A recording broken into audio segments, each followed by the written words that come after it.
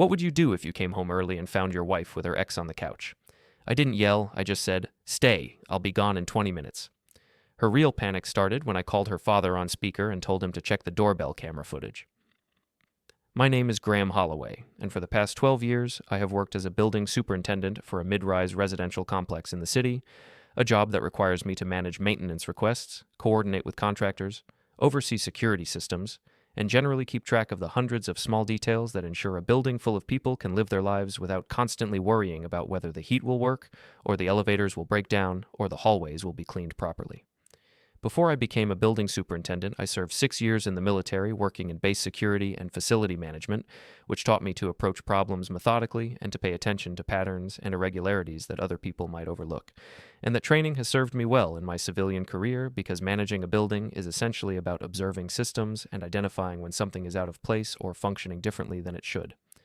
My wife Vanessa works as the co-founder of a boutique public relations firm that specializes in helping small businesses and startups manage their public image and media relationships, and she launched the company 3 years ago with seed capital from her father Thomas, who is a retired business owner with strong opinions about entrepreneurship and family loyalty and the importance of building something that lasts. Vanessa is ambitious and image-conscious in ways that I am not, and she thrives in the social and professional environments where networking and personal connections matter more than technical competence or systematic planning. And while I have always admired her drive and her ability to navigate professional circles that would make me uncomfortable, I have also noticed over the years that she tends to prioritize appearances and perception management over straightforward honesty. We have been married for 9 years, and for most of that time, I believed we had built a solid partnership based on complementary strengths and mutual respect, with me providing stability and practical problem solving while she brought energy and professional ambition that opened doors and created opportunities. About 2 months ago, I started noticing small irregularities in Vanessa's schedule and behavior, things that individually seemed innocuous but collectively created a pattern that reminded me of the way security breaches often manifest as a series of minor anomalies that only become significant when you step back and look at the larger picture. She started working late more frequently than her project load seemed to justify, and she began taking phone calls in other rooms or stepping outside to talk. And she developed a habit of checking her phone constantly and then quickly putting it face down when I came near. I did not immediately jump to suspicions of infidelity, because I have learned through both military training and building management experience that jumping to conclusions without evidence is a good way to create problems that do not actually exist, but I did start paying more attention to the details of Vanessa's comings and goings and comparing what she told me about her schedule against what I could observe through verifiable means. One of the advantages of working as a building superintendent is that I have legitimate access to the building's security systems, including the doorbell camera that covers the main entrance to our apartment. And about 6 weeks ago, I noticed that the camera log showed someone entering our apartment on 3 separate afternoons, when Vanessa had told me she was working alone from home and when I was scheduled to be working late shifts at the building complex where I'm employed. I reviewed the doorbell footage from those 3 occasions and saw the same man entering the apartment each time, someone I did not immediately recognize but whose face was clearly visible in the camera's high-resolution recording, and I saved those video files to my personal backup drive and began checking the doorbell logs more systematically to see if there were other instances I had missed. Over the next 4 weeks, I documented 14 separate occasions when this man entered our apartment during times when Vanessa had told me she would be home alone working on client projects, and the pattern was consistent enough that I knew this was not a series of random coincidences, but rather a deliberate arrangement that Vanessa was actively concealing from me. I still did not know who the man was, or what exactly was happening during these visits, and I considered confronting Vanessa directly to demand an explanation, but I decided that gathering more evidence before any confrontation would give me a clearer picture of what I was dealing with and would prevent her from being able to minimize or explain away the situation with partial truths or plausible-sounding cover stories. I began checking our shared cloud photo album more carefully, looking for images that might provide additional context, and I noticed that Vanessa had recently emptied the recently deleted folder, which suggested she had been removing photos she did not want me to see, but because our cloud service maintains a 30-day backup that is separate from the user-accessible deleted folder, I was able to access backup copies of 8 photos that Vanessa thought she had permanently erased. These photos showed hotel rooms and restaurant settings with the same man from the doorbell footage visible in mirrors and backgrounds, and the metadata embedded in each photo included date stamps, timestamps, and GPS location data that I cross-referenced against Vanessa's claimed schedule during those periods. On several occasions, the photos had been taken on dates when Vanessa had told me she was traveling alone to meet with clients in other cities, But the GPS data showed the photos were actually taken at hotels in our own city, which meant she had fabricated entire business trips as cover for local meetings with this man. I saved all 8 photos along with their complete metadata to my backup drive, and I began to feel a cold certainty settling over me that I was documenting a sustained affair rather than an isolated mistake or a series of innocent meetings that I was misinterpreting. I decided that before taking any action, I needed to identify who this man was and understand what role he played in Vanessa's life, and I used a reverse image search on the clearest photo of his face to find his social media profiles, which revealed that his name was Kyle Patterson and that he worked as a partner at a venture capital firm that specialized in early-stage technology and media investments. As I reviewed Kyle's professional background, I felt a shock of recognition because I remembered Vanessa mentioning years ago that she had been engaged to someone named Kyle before we met, and that the engagement had ended badly when Kyle moved to another city to pursue career opportunities. And Vanessa had always described that broken engagement as ancient history that had no relevance to our current life together. The realization that the man entering our apartment 14 times over 6 weeks was Vanessa's ex-fiancé, rather than some random affair partner, added a new dimension to the betrayal, because it meant Vanessa had not only been lying to me about her current activities, but had also been lying about Kyle's role in her past and his current presence in her life. I checked Kyle's LinkedIn profile and saw that he had posted several times about business trips and investor conferences with dates listed, and when I cross-referenced those dates against our joint bank account records, I found hotel and restaurant charges totaling over $3,000 that had been made on dates matching Kyle's claimed business travel, which suggested that Vanessa had been using our shared financial resources to support her affair-related activities. On the afternoon of the day that everything came into the open, I had been scheduled to work a late shift starting at 4 o'clock. But one of the building's boiler systems developed a pressure issue that required immediate attention, and after spending 2 hours working with the heating contractor to diagnose and temporarily resolve the problem, the contractor told me the system was stable enough that I could leave and return the next morning to complete the permanent repair work. I texted Vanessa to let her know I would be home early, but I received no response, which was not particularly unusual since she often got absorbed in work calls or client meetings and did not check her messages regularly. I drove home and parked in my usual spot in the building's underground garage, and as I rode the elevator up to our floor, I felt tired from the unexpected boiler work and was looking forward to taking a shower and relaxing for the evening. I unlocked our apartment door and stepped inside, and immediately I heard voices coming from the living room, low conversation that stopped abruptly as the door clicked shut behind me. I walked down the short hallway that connects our entrance to the main living space, and when I turned the corner, I saw Vanessa sitting on the couch with Kyle beside her, both of them holding wine glasses, and the physical proximity between them and the startled expressions on their faces made it instantly clear that I had interrupted something they had not expected me to witness. For a moment, nobody moved or spoke, and I felt a strange sense of detachment as I processed the scene in front of me, my mind automatically cataloging the details the way I had been trained to do during security assessments, noting the 2 wine glasses on the coffee table, the throw pillows that had been pushed to the end of the couch to make more room for 2 people to sit close together, the way Vanessa's shoes were off and tucked under the couch as though she had been settled in for a while, and the way Kyle was sitting with his arms stretched along the back of the couch in a posture that suggested casual intimacy rather than professional distance. Vanessa started to say something, her mouth opening and her hand moving toward me in a gesture that might have been meant to be placating or explanatory. But I held up my own hand to stop her before she could speak, and I said in a calm voice that surprised me with its steadiness that she and Kyle should stay exactly where they were, and that I would be gone in 20 minutes, and then they could do whatever they wanted without worrying about me being in the way. Vanessa's expression shifted from startled guilt to something that looked like confusion or perhaps calculation as she tried to figure out what I meant by that statement, and she said my name in a questioning tone and started to stand up from the couch. But I turned away from her and walked toward our bedroom without responding. I heard Vanessa following me down the hallway, and she was saying things about how this was not what it looked like and how she could explain everything if I would just stop and listen to her for a minute. But I ignored her words and went to the closet and pulled out the duffel bag I normally used for overnight trips and began filling it with clothes and basic necessities. Vanessa stood in the bedroom doorway watching me pack and continuing to talk in that same pleading tone. And after about a minute of this, I pulled my phone from my pocket and scrolled through my contacts until I found the entry for Thomas, Vanessa's father, and I pressed the call button and switched the phone to speaker mode so that Vanessa could hear when he answered.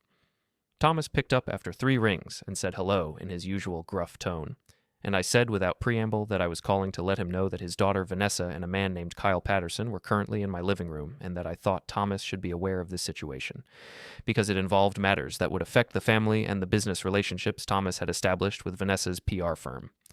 Thomas's voice came through the phone speaker with a tone of confusion and irritation, asking me what I was talking about and why I was calling him in the middle of the afternoon to tell him about people being in my living room. And I could hear Vanessa making a small sound of distress behind me as she realized that I was not going to handle this situation privately, but was instead bringing her father into it immediately. I told Thomas in the same calm voice I had been using since I walked into the apartment that Vanessa had told me years ago that Kyle Patterson had moved to another city after their engagement ended and that she had no ongoing contact with him, but that I had just come home early from work and found Kyle sitting on our couch with Vanessa in a way that suggested they had been spending time together regularly and secretly. Thomas went quiet for a moment, and I could hear him breathing heavily through the phone, and then he asked me if I was certain about what I was saying and whether I had any proof that this was more than just an innocent visit from an old friend. I told Thomas that I had doorbell camera footage showing Kyle entering our apartment 14 times over the past 6 weeks, during hours when Vanessa had told me she was working alone from home, and that I also had photos from our shared cloud account showing Vanessa and Kyle together at hotels on dates when Vanessa had claimed to be traveling alone for business meetings. Vanessa made a louder sound of protest at this point and said that I was taking things out of context and that I had no right to be going through her private photos or tracking her movements like some kind of paranoid stalker. But I continued speaking to Thomas without acknowledging her objections. I told Thomas that he should check the doorbell camera application on his own phone if he wanted to verify what I was saying, because I knew that when I had set up the security system for our apartment, I had given Thomas access to the camera feeds at his request, since he had helped us with the down payment on the apartment and wanted to be able to check on things if there were any security concerns. Thomas said he would do that right now, and I heard the sound of him tapping on his phone screen, and then there was a longer silence, during which I assumed he was reviewing the camera logs and footage. Vanessa had moved closer to me and was trying to grab the phone out of my hand, saying that I was ruining everything and that I was being cruel and vindictive by involving her father before she had a chance to explain the situation properly. But I held the phone away from her and continued packing my duffel bag with one hand while keeping the phone in my other hand. Thomas's voice came back on the line after what felt like several minutes, and his tone had changed from confused irritation to something much colder and harder. And he said that he had just reviewed 2 weeks of camera footage and had seen Kyle entering and leaving the apartment multiple times during business hours when Vanessa should have been working. Thomas asked to speak to Vanessa directly, and I held the phone toward her, and she took it with shaking hands and said hello in a voice that was barely above a whisper. Thomas asked her who Kyle Patterson was and why he had been visiting the apartment so frequently, and Vanessa said that Kyle was an old friend who had moved back to the city recently and who had been helping her with some professional networking and business development for her PR firm. Thomas asked why she had not mentioned to anyone in the family that Kyle was back in the city and that she was meeting with him regularly, and Vanessa said that she had not thought it was important enough to mention and that she had been planning to introduce Kyle to the family at some point when the timing was right. Thomas's voice became even colder as he said that he remembered Kyle very well from the broken engagement 8 years ago, and that he found it extremely suspicious that Vanessa would be meeting secretly with her ex-fiancé without telling her husband or her family, and that this kind of deception suggested something much more serious than innocent professional networking. Vanessa started crying at this point and said that everyone was jumping to conclusions and that she had not done anything wrong, and that if people would just calm down and listen to her, she could explain everything in a way that would make sense. Thomas told Vanessa that he expected her to attend the family holiday dinner that was scheduled for 2 weeks from now, and that she should be prepared to provide a full explanation of her relationship with Kyle and her reasons for concealing his presence in her life, and that there would be serious consequences if he discovered that she had been lying to the family about important matters. Vanessa tried to protest that a family dinner was not the appropriate venue for discussing private marital issues, but Thomas cut her off and said that when family money and family reputation were involved, then family gatherings were exactly the right venue for addressing problems, and that she would attend the dinner and she would answer questions honestly, or she would face the consequences of refusing to do so. I took the phone back from Vanessa and told Thomas that I would be staying with my brother for the next few weeks while I figured out what to do about the situation, and Thomas said that was probably wise and that he would be in touch with me directly to discuss what he had found in the camera footage and what steps should be taken next. I ended the call and put the phone back in my pocket, and I finished packing my duffel bag and zipped it closed, and when I turned around I saw that Vanessa was sitting on the edge of the bed with her face in her hands and her shoulders shaking with sobs. I walked past her without saying anything and went back down the hallway toward the living room, and when I got there I saw that Kyle was no longer sitting on the couch, but was standing near the front door with his car keys in his hand, and a look on his face that suggested he very much wanted to leave, but was not sure whether he should wait for some kind of dismissal or permission. I looked at Kyle for a moment, and then said that he should probably go now before this situation became. After I unpacked my basic belongings in Mark's spare room and sat down on the edge of the bed to process what had just happened, I pulled out my laptop and opened the evidence folder I had been compiling over the past 6 weeks, and I spent about an hour reviewing all the doorbell camera footage, the cloud photos with their embedded metadata, and the joint bank account statements that showed charges I had flagged as suspicious or unexplained. Mark knocked on the door around 7 in the evening and asked if I wanted to order dinner or if I preferred to be left alone, and I told him I would appreciate the company and the distraction of a meal, so we ordered pizza and sat in his living room while I gave him a condensed version of what had transpired that afternoon when I came home early and found Vanessa with Kyle on the couch. Mark listened without interrupting, and when I finished explaining the situation, he asked whether I was certain that Vanessa and Kyle had been having a physical affair, or whether it was possible they really had been meeting for professional reasons that had perhaps crossed some emotional boundaries but had not become fully sexual. I told Mark that I could not prove definitively what had happened during Kyle's 14 visits to our apartment because I did not have cameras inside the apartment itself, and I was not going to stoop to installing hidden surveillance equipment, but that the totality of the evidence, including the hotel photos, the lies about business trips, the secrecy about Kyle's presence in the city, and the intimate body language I had observed when I walked in on them, all pointed toward a sustained romantic and likely physical affair rather than innocent professional collaboration that had been poorly communicated. Mark said that he understood my reasoning and that he thought I had handled the immediate situation well by staying calm and by involving Vanessa's father right away, because Thomas's awareness of the situation would make it much harder for Vanessa to control the narrative or to convince her family that I was being unreasonable or paranoid. I told Mark that involving Thomas had been a calculated decision based on my understanding of how Vanessa's family operated, because Thomas was the patriarch who controlled financial support for Vanessa's business and who had very traditional expectations about honesty and loyalty. And I knew that if Thomas believed Vanessa had been deceiving the family about important matters, then he would take that betrayal seriously and would not simply accept whatever explanation Vanessa tried to offer without demanding hard evidence and accountability. Mark asked what my next steps were and whether I had already filed for legal separation or was waiting to gather more evidence before initiating formal proceedings, and I told him that I had already met with a divorce attorney named Richard Carlson 3 days earlier and had reviewed all my evidence with him and had discussed the options for filing on grounds of adultery versus filing for no-fault dissolution. Richard had told me that filing on grounds of adultery would require me to prove the affair to the court's satisfaction and would involve potentially contentious discovery and testimony, but that if I could substantiate the adultery claim, it could affect the division of marital assets in my favor, particularly because I could demonstrate that Vanessa had used joint financial resources to support affair-related activities. Richard had also told me that the filing could proceed as soon as I was ready, but that I might want to consider waiting until after Vanessa's family became fully aware of the situation, because family pressure and the threat of losing her father's financial backing for her business might make Vanessa more willing to agree to a settlement rather than fighting the divorce in court. I told Mark that I was planning to wait until after the family holiday dinner that Thomas had mentioned on the phone, because I wanted Vanessa's entire family to see the evidence and to understand that this was not a case of a husband overreacting to innocent behavior, but rather a documented pattern of deception that had involved lies to everyone who trusted her. Mark asked if I thought it was wise to air private marital problems at a family gathering, and I told him that Vanessa had made the situation a family matter by accepting her father's financial investment in her business and by lying to her family about Kyle's presence in her life, just as she had lied to me, and that the family deserved to know what kind of person they were financially supporting and trusting with their resources. Over the next few days, I focused on my regular work at the building complex and tried to maintain a normal routine despite the fact that my personal life had been completely upended, and I found that the systematic nature of building maintenance work was actually therapeutic because it gave me concrete problems to solve that had clear solutions and measurable outcomes. On the third day after I moved out, I received a text message from Vanessa asking if we could meet somewhere neutral to talk about what was happening and to discuss how we might move forward without lawyers and legal proceedings. I did not respond to this text message because I had already told her that all communication should go through attorneys, and I had no interest in having a conversation where she would try to negotiate or manipulate the situation without any formal record or accountability. That same afternoon, I received a phone call from an unknown number, and when I answered, a woman's voice introduced herself as Morgan Campbell and said that she was Vanessa's best friend from college and that she needed to speak with me urgently about something that had been weighing on her conscience for several months.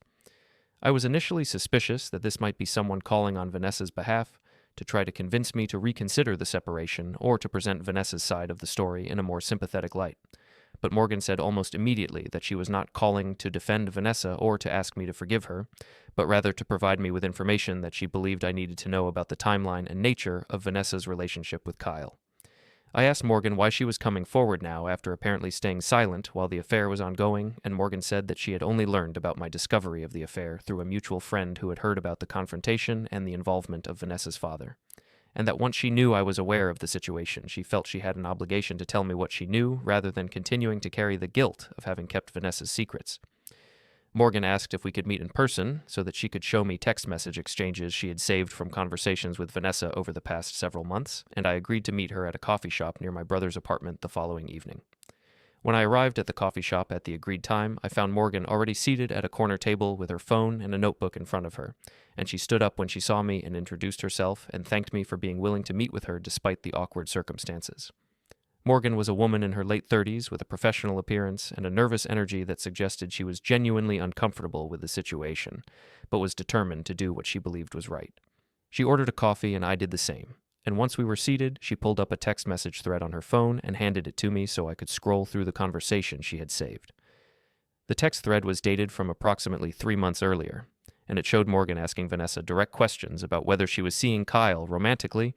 and whether she understood that this was going to destroy her marriage if Graham ever found out about it. Vanessa's responses in the text thread were defensive and dismissive at first, saying that Morgan was reading too much into a professional relationship and that Graham did not understand Vanessa's career needs or the importance of the networking opportunities that Kyle was providing.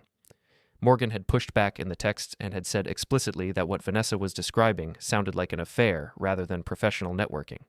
and that if Kyle was really just helping with business connections, then there was no reason for all the secrecy and the careful scheduling of meetings during times when Graham was not home.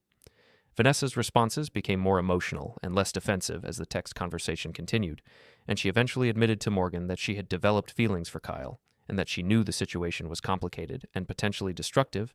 but that she felt trapped between her marriage to me and her rekindled connection with Kyle, who she said made her feel valued and interesting in ways that she had not felt in years. Morgan had written back saying that feeling unappreciated in a marriage was not an excuse for conducting a secret affair, and that if Vanessa was truly unhappy with me, she owed it to both of us to either address the problems honestly or end the marriage before pursuing something with someone else. But Vanessa had responded that it was not that simple because her business depended on maintaining stable personal relationships and because she was not ready to blow up her entire life over feelings that might be temporary or that might fade once the excitement of reconnecting with an ex wore off. I read through this entire exchange slowly and carefully, and I felt a cold anger building as I saw Vanessa's own words confirming that the affair had been ongoing for at least 3 months before Morgan sent these texts, and that Vanessa had been fully aware that what she was doing was wrong and destructive, but had chosen to continue anyway because she valued the emotional excitement and the professional benefits more than she valued honesty or commitment to our marriage. I handed the phone back to Morgan and asked her if she had confronted Vanessa again after this text exchange, or if she had considered telling me what was happening, and Morgan said that she had tried to bring up the subject with Vanessa 2 more times, but that Vanessa had shut down the conversations and had told Morgan that she needed to mind her own business and trust that Vanessa was capable of managing her own life and relationships. Morgan said that she had seriously considered reaching out to me anonymously to let me know what was happening, but that she had been afraid of destroying her friendship with Vanessa, and of potentially interfering in a situation where she did not have complete information, and that she had ultimately convinced herself that it was not her place to get involved in other people's marriages even when she believed one person was behaving badly. I told Morgan that I understood the difficult position she had been in and that I did not blame her for not coming forward earlier, but that I was grateful she was willing to share this information with me now because it confirmed the timeline and the nature of the affair in ways that would be very difficult for Vanessa to deny or minimize. I asked Morgan if she would be willing to provide a written statement describing what Vanessa had told her about the affair and documenting the warnings she had given Vanessa to end the relationship, and Morgan hesitated for a moment and said that she was worried about completely destroying her friendship with Vanessa and about being dragged into legal proceedings or family drama. I told Morgan that I understood her concerns, but that her testimony was important, not just for my divorce case, but also for helping Vanessa's family understand the full scope of what had been happening and how long Vanessa had been actively deceiving people who trusted her, and that having a witness who could corroborate the affair timeline would make it much harder for Vanessa to rewrite history or to claim that I had misinterpreted innocent behavior. Morgan thought about this for a minute and then said that she would write out a statement describing her conversations with Vanessa and the text exchanges where she had warned Vanessa about the consequences of continuing the affair, and that she would send me the written statement within the next 2 days, along with screenshots of the relevant text messages. I thanked Morgan for her willingness to come forward and for her courage in choosing to tell the truth, even though it meant potentially damaging a long-term friendship. And Morgan said that she had realized over the past few months that someone who would lie so extensively to their spouse was also someone who would probably lie to their friends when it was convenient, and that she no longer felt the same loyalty to Vanessa that she once had. As I drove back to Mark's apartment after my meeting with Morgan, I felt a sense of grim satisfaction that the evidence I had been collecting was now being corroborated by someone who had direct knowledge of Vanessa's state of mind and intentions during the affair, and I knew that having Morgan's written statement and her text message screenshots would make it nearly impossible for Vanessa to claim that the relationship with Kyle had been innocent or that I was exaggerating the situation out of jealousy or insecurity. The next morning, I received an email from Morgan containing a 3-page written statement that described in detail her conversations with Vanessa about Kyle, including specific quotes from what Vanessa had said about feeling undervalued in our marriage and about Kyle making her feel special and appreciated in ways that justified the risk of conducting a secret affair. Morgan's statement also included screenshots of the text message exchanges where she had warned Vanessa that the affair would destroy her marriage and her family relationships if it continued, and where Vanessa had responded with a mixture of defensiveness and guilt that showed she was fully aware of what she was doing, but was choosing to prioritize her own emotional needs and professional opportunities over her commitments to me and to our marriage. I saved Morgan's email and all the attachments to my evidence folder and sent a copy to my attorney, Richard Carlson, with a note explaining who Morgan was and how she had become aware of the affair, and Richard responded within a few hours saying that Morgan's testimony would be extremely valuable in establishing the timeline and nature of the affair and in demonstrating that Vanessa's deception had been sustained and deliberate rather than a momentary lapse in judgment. On the 5th day after I moved out of the apartment, I received a phone call from a number I did not recognize, and when I answered, a woman's voice asked if I was Graham Holloway and if I was married to Vanessa Holloway, and when I confirmed that I was, she introduced herself as Isabel Chen and said that she needed to speak with me about Kyle Patterson because she had recently learned some information that suggested Kyle had been lying to her about his activities and relationships over the past several months. I felt a jolt of surprise and confusion because I had not expected to hear from anyone connected to Kyle, and I asked Isabel what her relationship was to Kyle and how she had gotten my contact information. Isabel said that she was Kyle's fiancé and that they had been engaged for approximately 6 months and that she had learned about Kyle's involvement with a married woman named Vanessa through a mutual friend who had heard rumors about an affair being exposed at a family gathering. I felt another wave of shock as I processed what Isabel was telling me, because I had not known that Kyle was currently engaged to someone else, and the realization that Kyle had been conducting an affair with my wife while simultaneously maintaining an engagement with Isabel meant that both of us had been deceived and betrayed in parallel ways. I told Isabel that I would be willing to meet with her to discuss what we both knew about the situation, and she suggested we meet at the same coffee shop where I had met with Morgan, and I agreed to meet her there the following afternoon. When I arrived at the coffee shop at the scheduled time, I found Isabel waiting at a table near the window, and she was a woman in her mid-30s with dark hair and a professional appearance that suggested she worked in a corporate or legal environment. She stood up when she saw me, and we shook hands somewhat awkwardly, and I ordered a coffee and sat down across from her, and for a moment neither of us seemed to know quite how to begin this unusual conversation.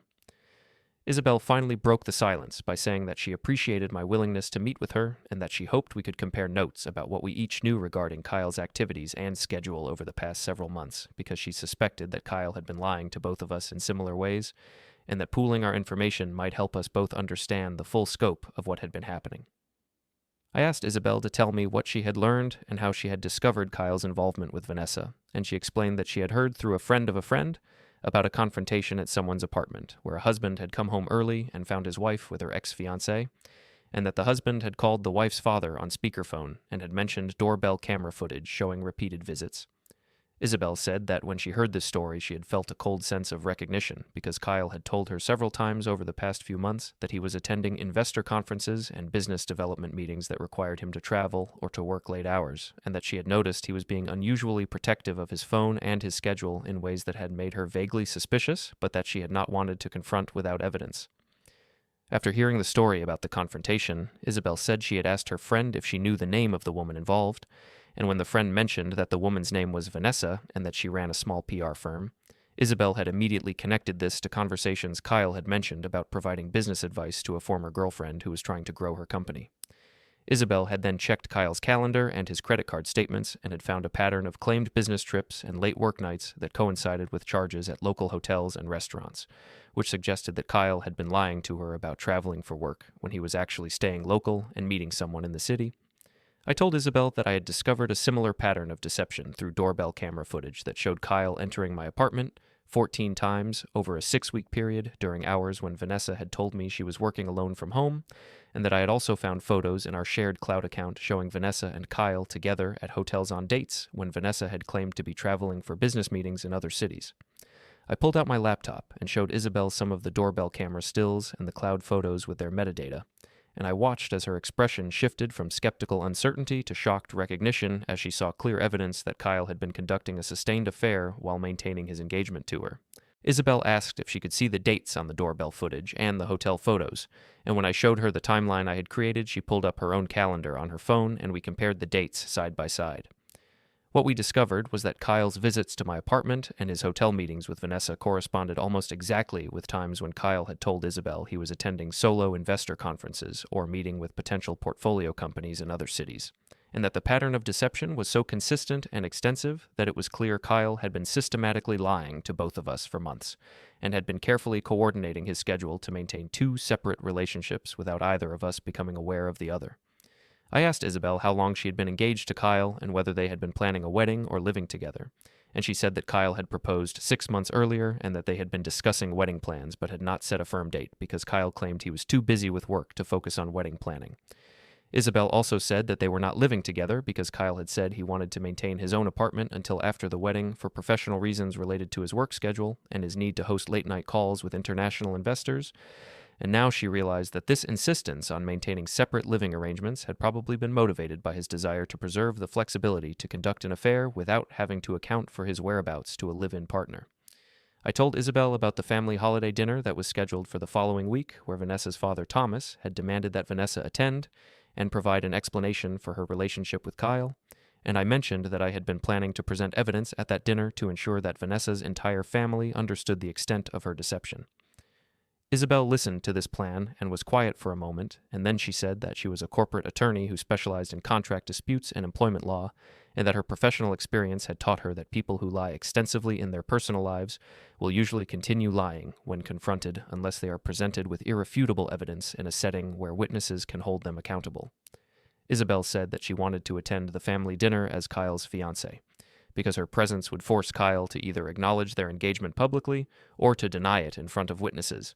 and either choice would expose additional lies and make it harder for him to control the narrative about his relationship with Vanessa.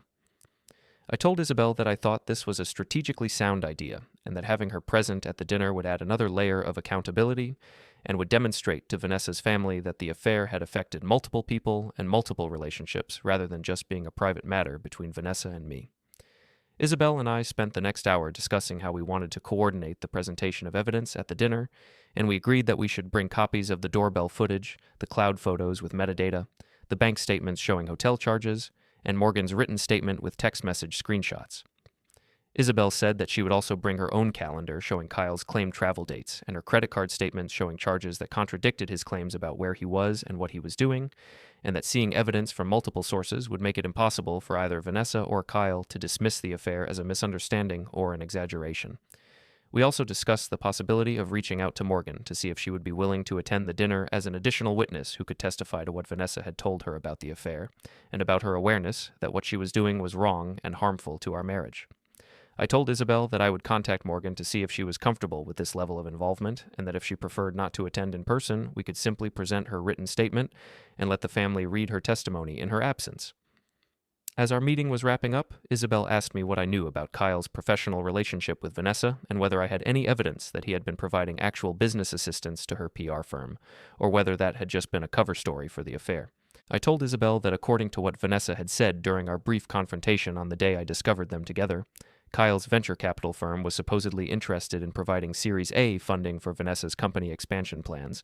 but that I had no way of knowing whether this was a genuine business opportunity or whether it was part of the justification narrative that Vanessa had constructed to make the affair seem less purely romantic and more professionally motivated. Isabel's expression hardened when I mentioned the potential funding arrangement, and she said that if Kyle had been using his position as a VC partner to provide preferential business treatment to someone he was having an affair with, that would constitute a serious conflict of interest that could violate his firm's ethics policies and could potentially damage his professional reputation within the venture capital community. Isabel said that VC firms were typically very sensitive to conflicts of interest and to situations where partners might be making investment decisions based on personal relationships rather than on objective business analysis, and that if Kyle's firm learned that he had been romantically involved with the founder of a company he was considering for investment, there would likely be serious professional consequences even if the investment had not actually been approved yet. I told Isabel that I did not have detailed information about the status of any potential investment deal between Kyle's firm and Vanessa's company, but that I could try to find out more by checking Vanessa's business email account, which I still had access to through our shared computer at home, assuming she had not changed the password after I moved out. Isabel said that any evidence of a professional entanglement between Kyle's investment activities and his personal relationship with Vanessa would be valuable not just for the family dinner, but also for potential complaints that could be filed with Kyle's firm or with professional oversight bodies that regulated venture capital practices. After my meeting with Isabel concluded, I drove back to the apartment I had shared with Vanessa because I wanted to retrieve some additional personal items and because I wanted to check whether I could still access the shared computer where Vanessa kept her business email and financial records for the PR firm. I had called ahead to make sure Vanessa would not be there, and she had told me in a terse text message that she would be out of the apartment between 2 and 5 in the afternoon if I wanted to come by to pick up my things. When I arrived at the apartment, I felt a strange sense of disconnection as I walked through the rooms where I had lived for years, and I noticed that Vanessa had left dishes in the sink and mail scattered on the kitchen counter and laundry piled on the bedroom chair, small signs of disorganization that suggested she was not coping well with the sudden disruption to her life. I went to the small office alcove where we kept the shared desktop computer, and I logged in using the password that we had always used for household accounts and shared files, and I was somewhat surprised to find that Vanessa had not changed the password or taken any steps to secure her business email from my access. I opened her email client and began scrolling through her recent messages, looking for anything that might involve Kyle or his venture capital firm, or discussions about potential investment in her PR company.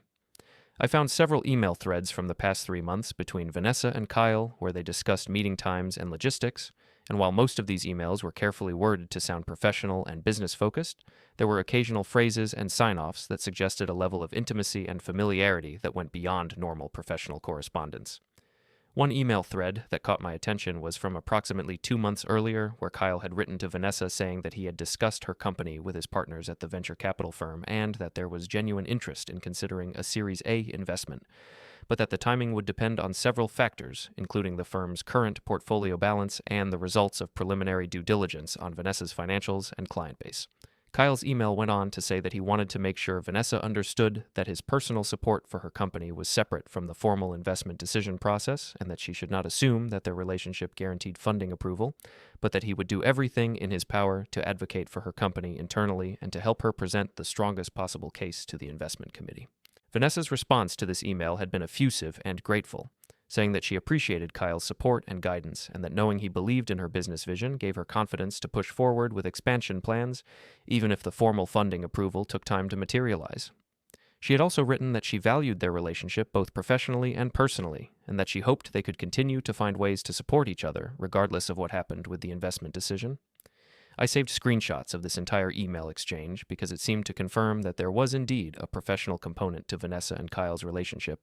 but it also showed that the professional and personal aspects were deeply entangled in ways that created obvious conflicts of interest and raised questions about whether Kyle was making business recommendations based on objective analysis or based on his romantic involvement with Vanessa. I continued searching through Vanessa's email and found another message from Kyle that had been sent just 2 weeks before I discovered them together at the apartment, and this email had a very different tone from the earlier professional correspondence. In this message, Kyle had written that he needed to talk to Vanessa about something important and sensitive, and that he was concerned about how the investment committee was likely to respond if they learned about his personal relationship with her before the funding decision was finalized. Kyle wrote that one of his partners had made a casual comment about seeing Kyle having dinner with a woman who matched Vanessa's description, and that while the partner had not seemed suspicious, Kyle was worried that continued public appearances together might create problems that could jeopardize both the investment opportunity and his own standing at the firm.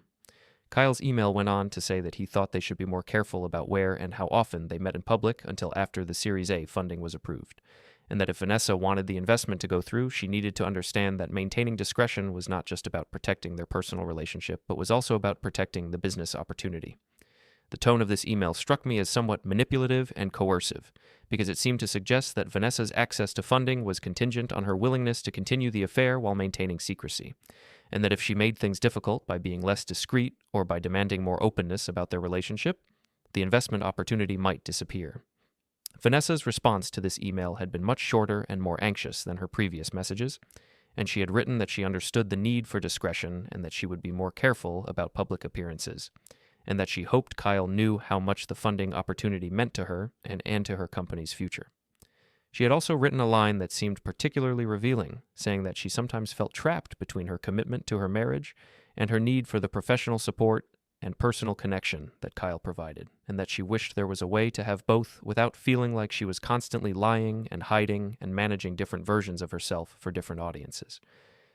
I felt a complicated mixture of emotions as I read this email exchange,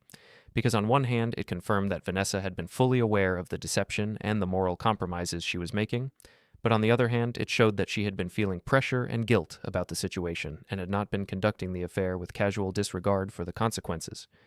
At the same time, I noticed that even in her moment of vulnerability and confession to Kyle, Vanessa had framed the problem primarily in terms of how the situation affected her and her emotional comfort, rather than acknowledging the harm she was causing to me or taking responsibility for the choice to continue lying, rather than ending either the affair or the marriage honestly. I forwarded these email exchanges to my own personal account so that I would have copies independent of the shared computer, and I also took screenshots as backup in case Vanessa discovered that I had accessed her email and decided to delete the messages or change her passwords. I then searched for any additional correspondence between Vanessa and Kyle, and found several more casual emails about meeting logistics and restaurant recommendations and comments about projects they were both working on, but nothing else that provided significant new information about the nature of their relationship or the status of the investment discussions. As I was preparing to log out of the email client, I noticed an email thread between Vanessa and her father Thomas from approximately 1 week earlier, before I had discovered the affair, where Thomas had written to Vanessa asking her about the status of her Series A funding search and whether she had made progress in finding investors who were interested in supporting the next phase of her company's growth. Vanessa had responded to Thomas saying that she was in discussions with a promising venture capital firm and that she was optimistic about securing funding within the next few months, but she had not mentioned Kyle's name or the fact that her primary contact at the VC firm was her ex-fiancé with whom she was conducting a secret affair. I saved this email exchange as well because it showed that Vanessa had been concealing Kyle's involvement in the funding discussions even from her father, who had a legitimate interest in knowing about potential investors given that he had provided the initial seed capital for Vanessa's company and still maintained a financial stake in its success. The pattern of concealment extended beyond just hiding the romantic affair and included hiding the professional relationship that created conflicts of interest and raised questions about whether any eventual investment would be based on genuine business merit or on personal favoritism driven by Kyle's romantic involvement.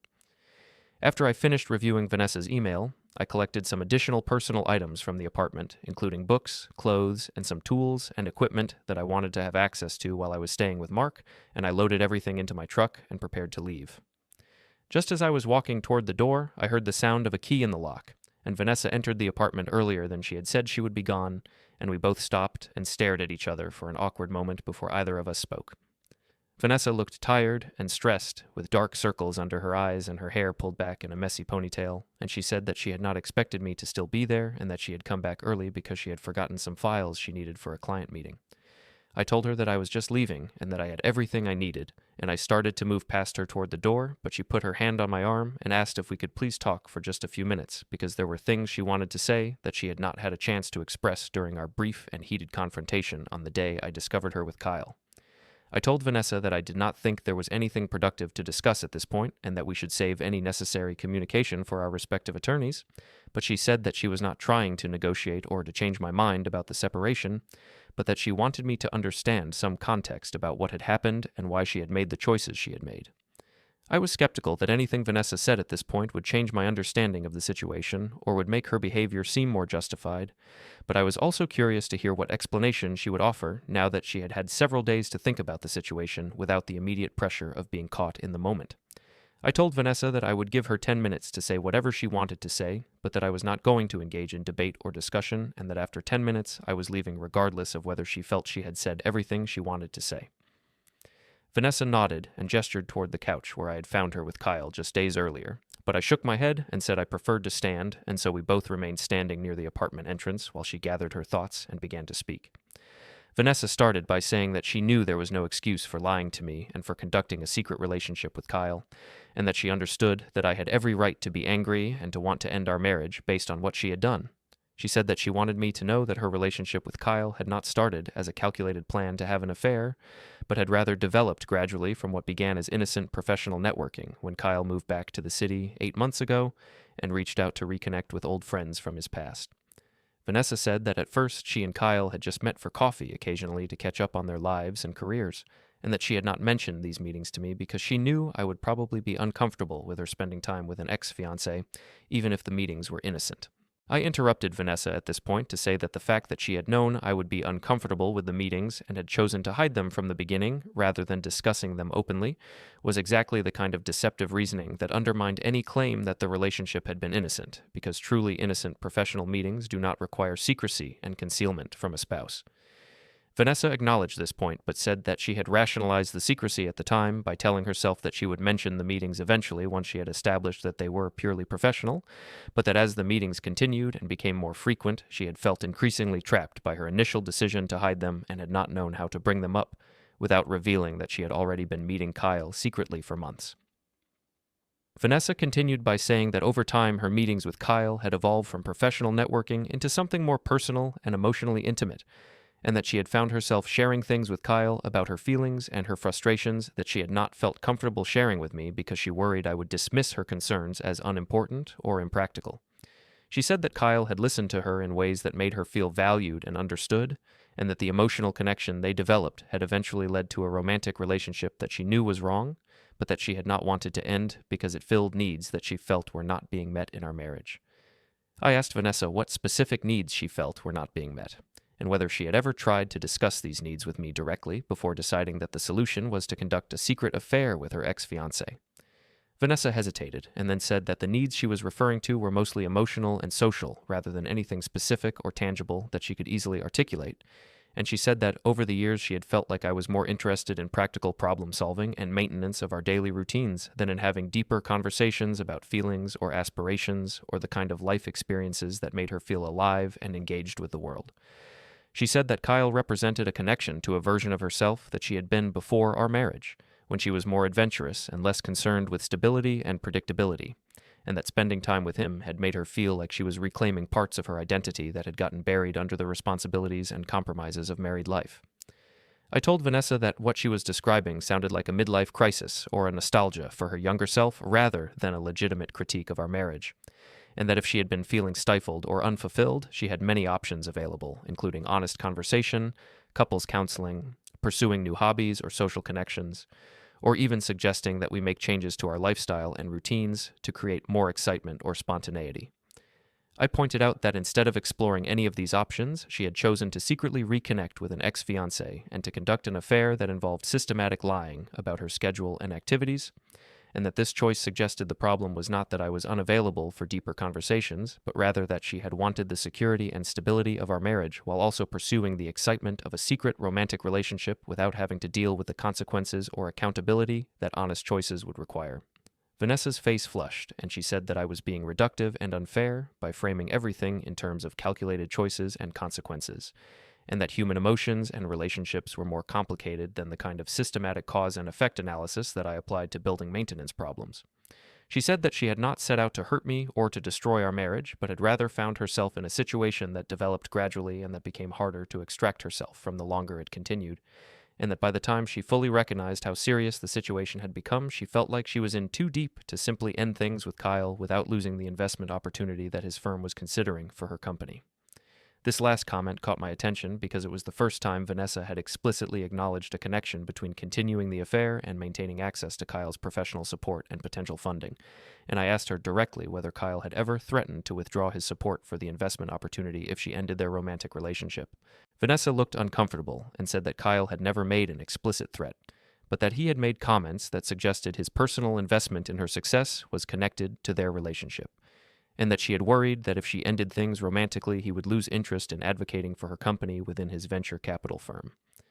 I told Vanessa that what she was describing sounded like a situation where Kyle had been using his professional position and his control over funding decisions to maintain leverage over her and to keep her involved in a relationship that she might have otherwise ended, and I asked whether she had considered that this dynamic was manipulative and potentially coercive, regardless of whether Kyle had made explicit threats. Vanessa said that she had thought about this and had discussed it with her friend Morgan, who had raised similar concerns, but that she had convinced herself that the professional opportunity was legitimate and separate from the personal relationship, and that she could manage both aspects without allowing Kyle to control her choices or dictate the terms of their involvement. I asked Vanessa if she still believed that she had been managing the situation effectively, given that she was now facing divorce proceedings, potential loss of her father's financial support, public exposure of the affair to her entire family, and serious questions about the ethical basis of her business relationship with Kyle. Vanessa did not respond immediately, but instead looked down at the floor, and when she finally spoke, her voice was quieter and less defensive than it had been earlier in the conversation. She said that she could see now that she had not been managing the situation at all, but had rather been lying to herself as much as she had been lying to me and to everyone else, and that she had allowed the affair to continue because she had been afraid to face the consequences of ending it and had kept hoping that somehow everything would work out without her having to make any difficult choices or accept responsibility for the damage she was causing. I told Vanessa that I appreciated this moment of honesty, but that it did not change the fundamental reality that she had chosen to conduct a sustained deception over a period of at least 8 months and probably longer, and that the person she had revealed herself to be through those choices was not someone I could trust or build a future with, regardless of what emotions or fears had motivated her behavior. Vanessa started crying and said that she understood why I felt that way, but that she hoped someday I would be able to see that she had not intended to hurt me and that the affair had been more about her own confusion and weakness than about any lack of love or respect for me. I told Vanessa that I did not doubt that she had been confused or that she had experienced the affair as something that happened to her, rather than as something she had actively chosen, but that, from my perspective, the impact of her actions was the same regardless of her internal emotional state, and that I had been living with someone for months who was systematically lying to me about fundamental aspects of her life and commitments. I said that the trust that had been broken was not something that could be repaired through explanations or apologies, because trust required a basic confidence that the other person would be honest even when honesty was difficult or uncomfortable, and Vanessa had demonstrated repeatedly that she would choose deception and concealment over honesty whenever the truth threatened to disrupt her preferred narrative or create consequences she did not want to face. Vanessa asked what was going to happen at the family dinner that her father had demanded she attend, and whether I was planning to present evidence of the affair in front of her entire extended family.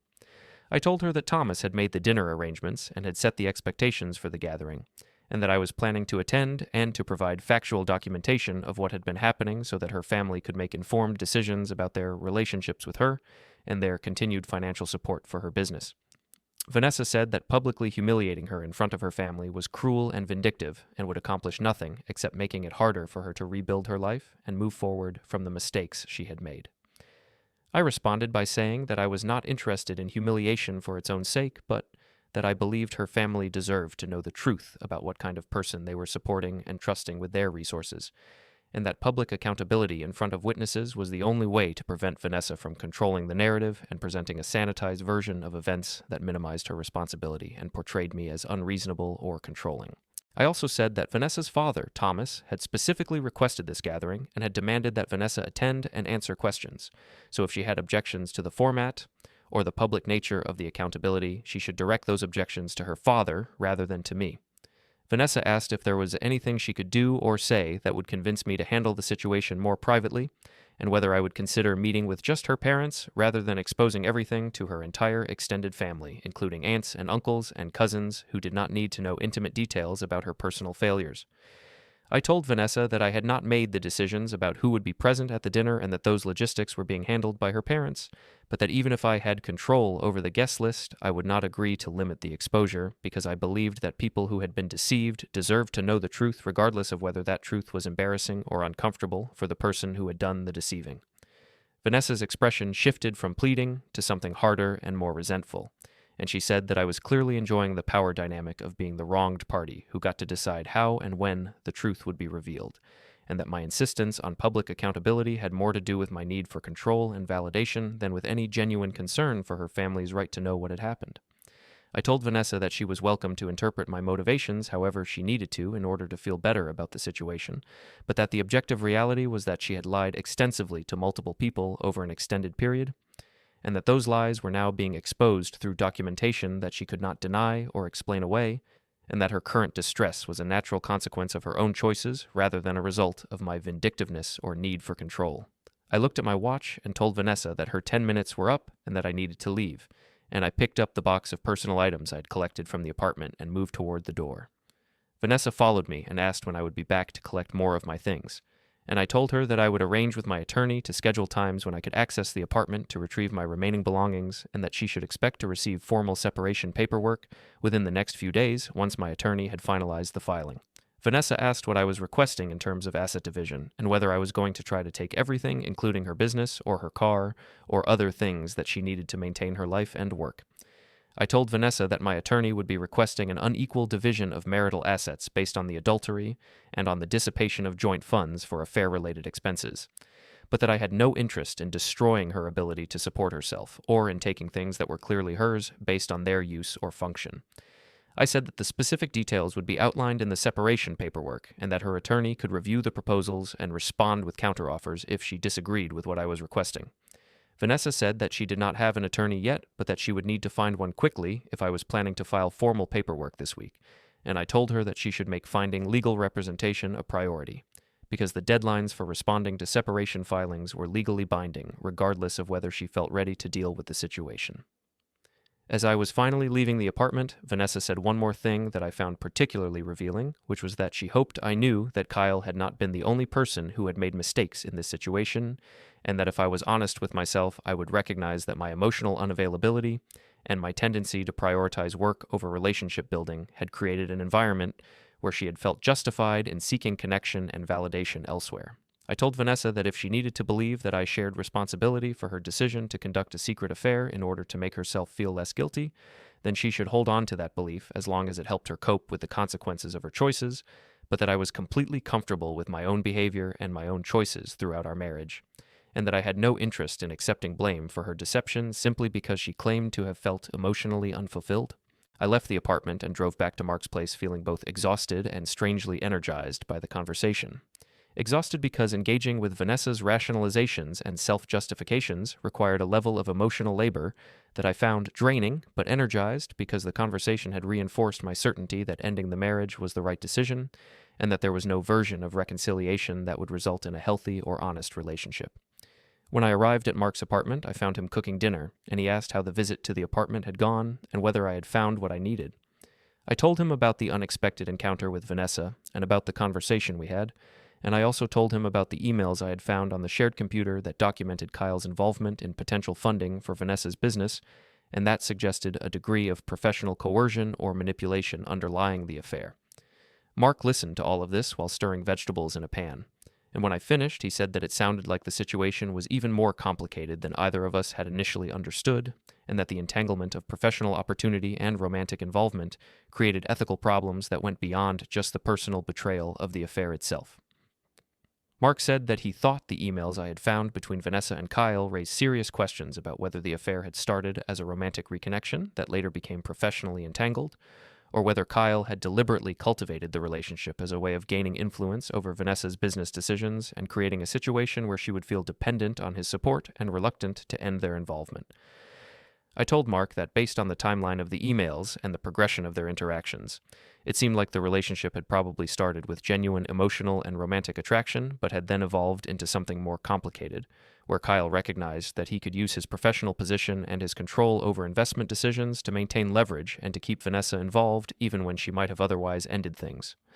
Mark asked whether I thought Kyle had specifically targeted Vanessa because she was vulnerable as someone trying to grow a small business with limited access to capital, or whether the power dynamic had emerged more organically as their relationship developed and Kyle realized he could exploit the situation.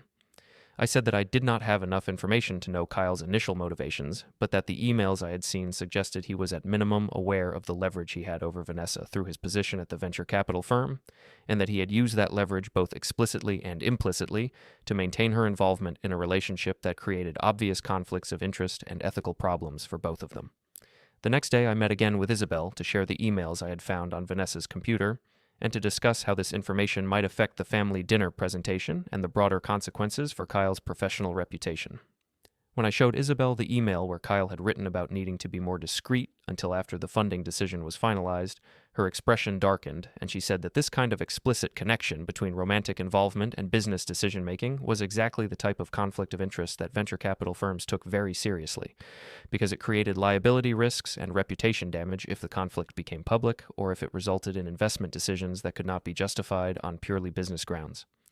Isabel said that, in her experience as a corporate attorney, she had seen several cases where professionals in positions of authority had lost their jobs or faced serious disciplinary action because they had failed to disclose personal relationships that created conflicts with their professional responsibilities, and that Kyle's situation was particularly egregious because he appeared to have been actively leveraging his professional position to maintain a romantic relationship rather than simply failing to disclose a conflict that existed independently. I asked Isabel whether she thought it would be appropriate to send the emails to Kyle's venture capital firm as a formal complaint about his conduct, or whether that would seem vindictive and might undermine the credibility of the evidence we were presenting at the family dinner.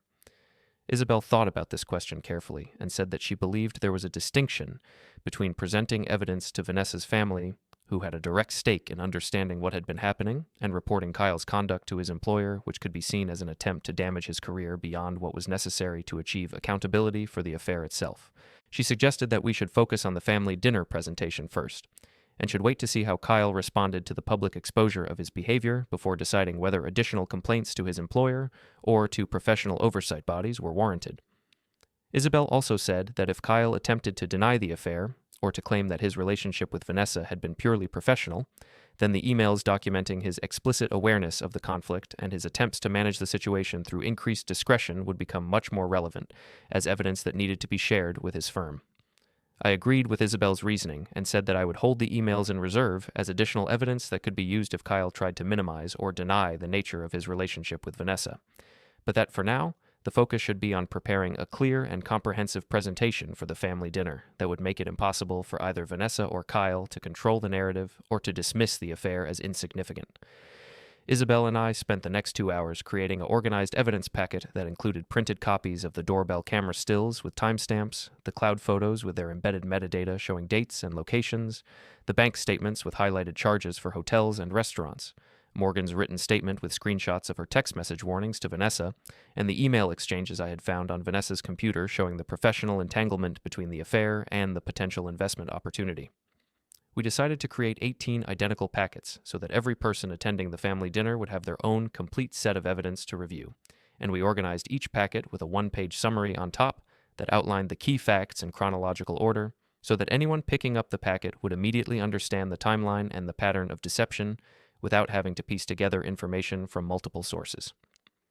The one-page summary began with the date when Kyle had first entered my apartment according to the doorbell camera logs, and it listed each of the 14 documented visits with dates and times, and it then described the discovery of the cloud photos and the bank charges that corroborated the affair timeline, and it concluded with excerpts from Morgan's statement and from the emails showing both the romantic nature of the relationship and the professional conflict of interest that Kyle had been managing. As Isabel and I were finalizing the evidence packets, I received a phone call from Thomas asking me to confirm that I would be attending the family dinner and asking whether I had prepared any materials that the family should review as part of understanding what had happened between Vanessa and Kyle. I told Thomas that I had prepared comprehensive evidence packets that documented the affair through multiple sources, including security camera footage, photographs, financial records, and witness statements, and that I planned to provide copies to everyone attending the dinner so that the family could review the evidence and ask questions based on factual documentation rather than on competing narratives or subjective interpretations. Thomas said that he appreciated my thoroughness and my commitment to presenting facts rather than engaging in emotional accusations, and he asked whether the evidence I had compiled would be sufficient to prove beyond reasonable doubt that Vanessa had been conducting a sustained affair, rather than simply maintaining an inappropriate friendship or professional relationship that had crossed some boundaries. I told Thomas that the evidence was extensive and came from multiple independent sources, and that I was confident any reasonable person reviewing the materials would conclude that Vanessa and Kyle had been involved in a romantic and likely physical affair that had been deliberately concealed from me and from Vanessa's family for a period of at least 8 months. Thomas was quiet for a moment, and then said that he needed me to understand that the dinner was going to be difficult and potentially very painful for everyone involved, including his wife Diane, who had always believed that Vanessa was fundamentally honest and trustworthy despite some past episodes of poor judgment. Thomas said that Diane was struggling with the information he had already shared about the doorbell camera footage and the involvement of Vanessa's ex-fiancé, and that seeing comprehensive evidence of sustained deception was going to be devastating for her because it would force her to recognize that Vanessa had been lying to the entire family in ways that undermined trust and called into question other aspects of their relationship. I told Thomas that I understood the dinner would be painful, but that I believed the pain of confronting the truth directly was preferable to the ongoing uncertainty and manipulation that would result from allowing Vanessa to control the narrative and to present a sanitized version of events that minimized her responsibility. Thomas agreed and said that he had built his business career on the principle that problems should be addressed directly with facts and evidence rather than being managed through avoidance or partial disclosures, and that he intended to apply that same principle to this family situation even though the subject matter was personal and emotionally charged rather than purely professional. Thomas also asked me whether I knew if Kyle would be attending the dinner, and I said that I had not communicated with Kyle directly, but that Isabel, who was Kyle's fiancée, planned to attend the dinner, and that her presence would likely force Kyle to either appear with her or to explain to her why he was refusing to attend a family gathering that involved someone he claimed to have only a professional relationship with. Thomas said that he would make sure Kyle knew he was expected to attend, and that his absence would be interpreted as an admission of guilt and an unwillingness to face accountability for his actions. Over the next 3 days as the family dinner approached, I received several text messages from Vanessa alternating between angry accusations that I was destroying her life and her relationships for the sake of revenge, and pleading requests that I reconsider the public presentation of evidence and agree to handle the situation more privately with just her parents present. I did not respond to any of these messages because I had already made my position clear during our conversation at the apartment, and I knew that engaging with Vanessa's attempts at manipulation or negotiation would only create opportunities for her to try to extract concessions or to find ways to undermine the evidence presentation. I also received a phone call from Morgan asking whether I still wanted her to attend the family dinner as a witness, or whether her written statement and text message screenshots would be sufficient without her physical presence. I told Morgan that I thought having her present would be valuable because it would allow the family to ask her questions directly and would demonstrate that the evidence was not just coming from me as the betrayed spouse, but was corroborated by independent witnesses who had tried to warn Vanessa about the consequences of her behavior. Morgan said she was nervous about attending such an emotionally charged family gathering, but that she was willing to do so because she believed Vanessa needed to face full accountability for her choices. And she said that she had lost respect for Vanessa over the course of the affair as she watched Vanessa become increasingly willing to lie and manipulate in order to maintain her preferred version of reality. On the afternoon before the family dinner, I met with my attorney Richard Carlson to review the separation paperwork that he had prepared and to discuss the strategy for negotiating asset division with Vanessa's attorney once she retained legal representation. Richard had drafted a petition for legal separation that included detailed exhibits documenting the affair and that it requested an unequal division of marital assets based on Vanessa's adultery and her use of joint funds to support affair-related activities. The petition requested that I be awarded 60% of the equity in our apartment, a larger share of our joint savings and investment accounts, and full ownership of the vehicle that I primarily used while Vanessa would retain the vehicle she primarily used along with enough liquid assets to maintain her living expenses during the separation period. Richard said that the asset division I was requesting was reasonable given the circumstances and the documented evidence of adultery and financial dissipation, but that Vanessa's attorney would likely push back and argue for a more equal division based on the length of our marriage and based on claims that my requested division was punitive rather than fair. Richard also said that if Vanessa tried to contest the adultery claim, or to argue that the affair had been less serious or sustained than I was alleging, the evidence packets I had prepared for the family dinner would make such arguments very difficult to sustain because the documentation was extensive and came from multiple independent sources. I told Richard that I wanted to proceed with filing the separation petition immediately after the family dinner, because I believed that once Vanessa's family had seen the evidence and had withdrawn their financial support or expressed their disapproval, Vanessa would be more motivated to settle the divorce quickly rather than engaging in prolonged litigation that would be expensive and that would continue to expose her behavior to public scrutiny. Richard agreed with this timing strategy and said that he would have the petition ready to file first thing the following Monday morning, which would be 2 days after the family dinner, and that we would arrange for a process server to deliver the papers to Vanessa at her office to ensure proper legal service and documentation. The evening of the family dinner arrived, and I drove to Thomas and Diane's house about 30 minutes early so that I could help set up the evidence packets at each place setting before the other guests arrived. When I entered the house, I found Thomas and Diane in the dining room, arranging chairs around their large dinner table, and Diane's face was drawn and tired in a way that suggested she had been crying recently or had not been sleeping well. Thomas greeted me with a firm handshake and asked if I had brought the evidence materials, and I showed him the box containing the 18 printed packets that Isabel and I had assembled. Thomas and Diane both reviewed one of the packets carefully, reading through the one-page summary and looking at the doorbell, camera stills, and the cloud photos. And when Diane finished reading, she set the packet down on the table and said quietly that she had never imagined her daughter was capable of this level of sustained deception. Thomas put his arm around Diane's shoulders and said that they needed to see the situation clearly, no matter how painful it was, and that their responsibility as parents was to hold Vanessa accountable rather than to enable her behavior by accepting excuses or partial explanations. Isabel arrived shortly after I did, and I introduced her to Thomas and Diane and explained that she was Kyle's fiancé and that she had only recently learned about Kyle's affair with Vanessa when rumors about the confrontation at my apartment had reached her through mutual friends. Diane asked Isabel how she was coping with the discovery that her fiancé had been lying to her, and Isabel said that she had been devastated initially, but that her anger at being deceived had quickly replaced the sadness and that she was determined to ensure that Kyle faced consequences for his behavior rather than being able to minimize the affair or to present himself as someone who had made an understandable mistake under difficult circumstances. Morgan arrived about 15 minutes before the other family members were scheduled to arrive, and she looked nervous as I introduced her to Thomas and Diane and explained her role as Vanessa's friend who had tried to warn her about the consequences of continuing the affair. Thomas thanked Morgan for her willingness to come forward with information and for her presence at the dinner as a witness to Vanessa's awareness that what she was doing was wrong and harmful. Morgan said that she had struggled with whether to speak up earlier, but that once she knew I had discovered the affair, she felt she had an obligation to provide whatever information and corroboration she could to help establish the truth. As we finished placing the evidence packets at each seat around the dining table, we heard cars pulling into the driveway and voices in the front yard as family members began to arrive.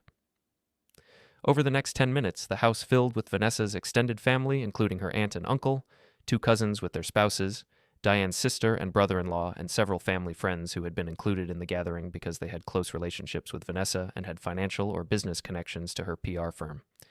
People greeted each other with the usual casual warmth of family gatherings, and several people asked me how I was doing and commented that they had not seen me in a while, and I responded with polite but brief answers while noting that no one seemed to be aware yet of what the dinner was actually going to involve. At exactly 6:30, Vanessa arrived alone, and I could see from her expression that she was dreading what was about to happen, but that she had decided to attend rather than defying her father's direct instruction to be present. Vanessa greeted her family members with forced smiles and brief hugs, and when she saw me standing near the dining room entrance, her expression shifted to something between anger and fear, and she walked past me without speaking and went to find her mother in the kitchen. About 5 minutes after Vanessa arrived, Kyle appeared at the front door, and I watched as Isabel moved to intercept him before he could enter the house. I could not hear the conversation between Isabel and Kyle from where I was standing, but I could see Kyle's face go pale as Isabel spoke to him, and it was clear that he had not expected her to be present at this gathering and had not prepared any explanation for why his fiancée would be attending a dinner at Vanessa's parents' house. Kyle tried to step around Isabel, and she moved to block his path, and they had a brief, intense exchange that ended with Isabel taking Kyle's arm and pulling him into the house, while saying something that I could not quite hear, but that seemed to be a warning about his behavior and his choices. Thomas asked everyone to move into the dining room and to take seats, and as people filed in and found places around the table, I watched their expressions change from casual anticipation to confusion and concern as they noticed the printed packets sitting at each place setting.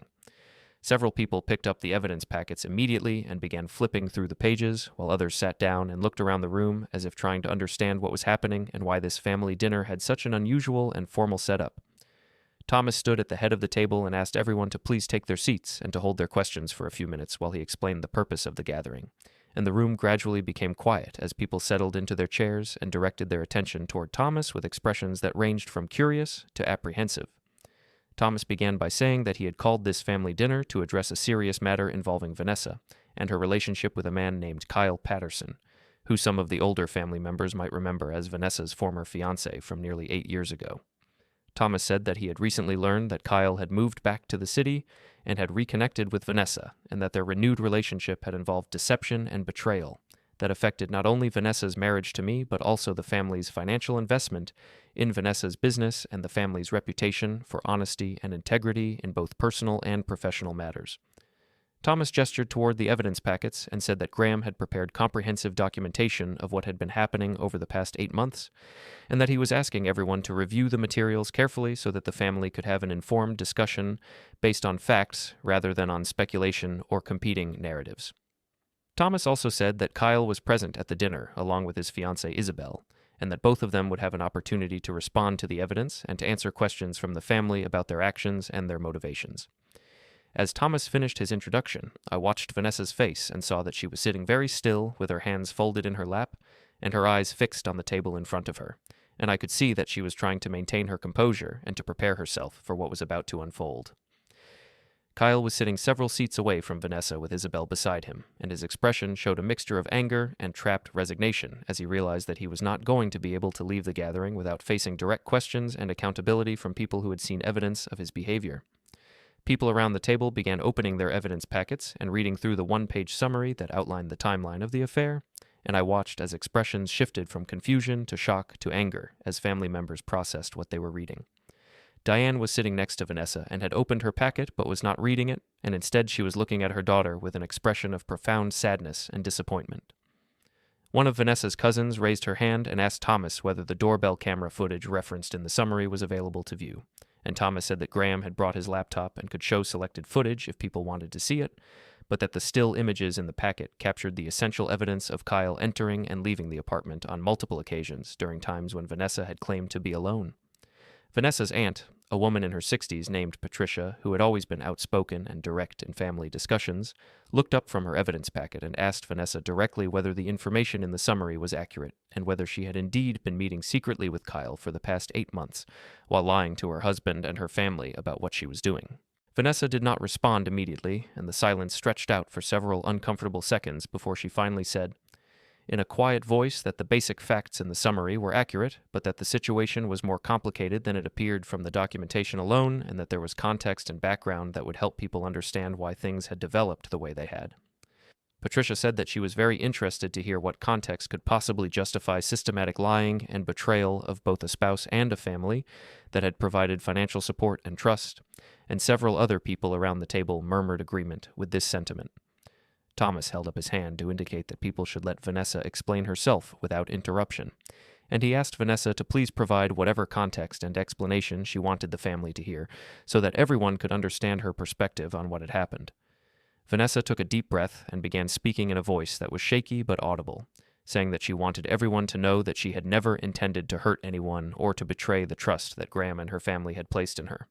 but that over the past year she had been feeling increasingly isolated and unhappy in her marriage and had not known how to address those feelings or how to ask for help.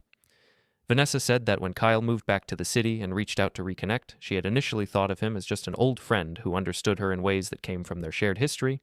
but that as they spent more time together, she had realized that she still had feelings for him that she had thought were long resolved. Vanessa continued by saying that she knew she should have ended either her marriage or her renewed relationship with Kyle, once she recognized that her feelings were becoming romantic rather than just friendly, but that she had felt trapped between her commitment to Graham and her desire for the emotional connection she felt with Kyle. She said that the secrecy and the lying had started as temporary measures while she figured out what she really wanted, but that the deception had taken on a life of its own and had become harder to end the longer it continued, and that by the time Graham discovered what was happening, she had been feeling overwhelmed and desperate, but had not known how to extract herself from the situation without losing everything. Thomas interrupted Vanessa at this point and asked her to address the specific question of whether Kyle had been offering her business opportunities or investment support in exchange for continuing the romantic relationship, because the evidence packet included emails that suggested a professional entanglement that went beyond just personal feelings. Vanessa looked uncomfortable and said that Kyle had been helping her with professional networking and had introduced her to potential investors, including people at his own venture capital firm, but that the professional support had been separate from their personal relationship and had not been offered as some kind of transaction or quid pro quo arrangement. I spoke up at this point, which was the first time I had said anything since the dinner began, and I asked Vanessa to explain the email that Kyle had sent her 2 weeks before I discovered the affair. The email where Kyle had explicitly said that they needed to be more discreet until after the funding decision was finalized because his partners were becoming suspicious and because continued public appearances together might jeopardize both the investment opportunity and his standing at the firm. I said that this email seemed to directly contradict Vanessa's claim that the professional and personal aspects of her relationship with Kyle were separate, because Kyle himself had acknowledged in writing that the two were connected and that the investment opportunity was at risk if the personal relationship became public. Vanessa's face flushed, and she said that the email I was referring to was about managing professional optics and maintaining credibility with investors, not about Kyle threatening to withhold funding if she ended the relationship. I responded by saying that whether Kyle's email constituted an explicit threat or just an implicit reminder of the stakes involved, the effect was the same, which was to create a situation where Vanessa felt that ending the relationship would cost her the investment opportunity and the professional advancement that came with it.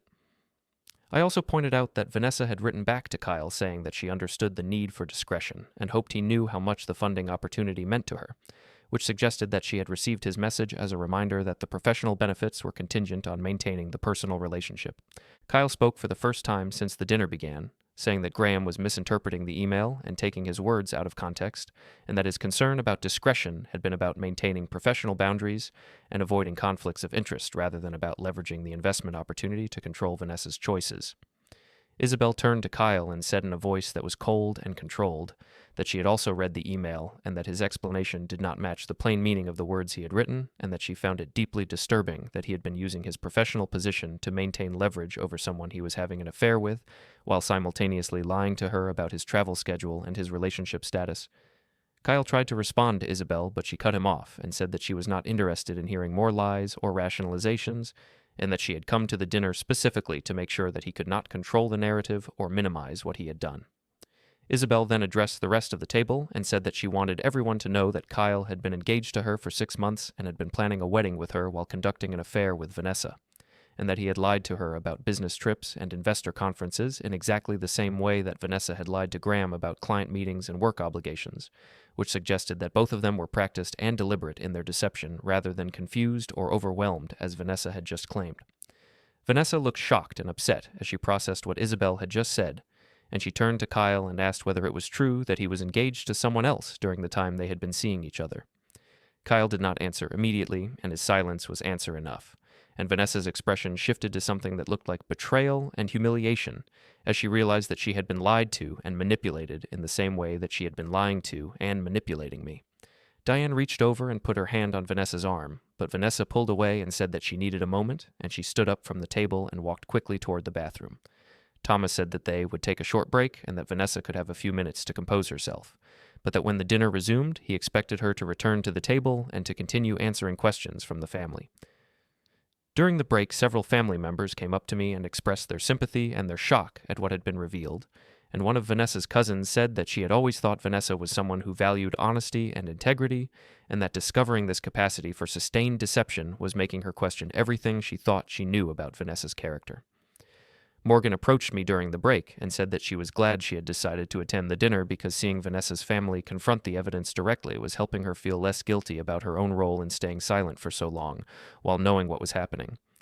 I told Morgan that she had done the right thing by coming forward once she knew the affair had been discovered, and that her testimony and text message documentation had been valuable in establishing that Vanessa had been fully aware of the wrongness of her behavior and had been warned by friends about the consequences but had chosen to continue anyway.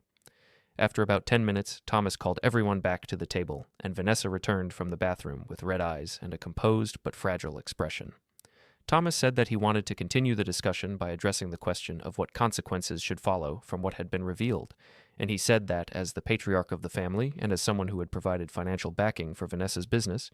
he felt he had both a right and an obligation to make decisions about continued support and involvement, based on what he now knew about Vanessa's judgment and her willingness to deceive people who trusted her. Thomas said that after reviewing the evidence and listening to the discussion, he had decided to remove Vanessa from the board of the family investment trust that provided backing for several family business ventures, including Vanessa's PR firm, because he could no longer trust her judgment or her honesty in matters that affected other people's financial interests and reputations. Thomas also said that he would be conducting a review of the financial arrangements between the family trust and Vanessa's company to determine whether continued funding was appropriate given the ethical questions that had been raised about her business relationship with Kyle and his venture capital firm. Vanessa started to protest, saying that losing her board position and potentially losing family funding would destroy her business and would make it impossible for her to maintain the company she had spent 3 years building.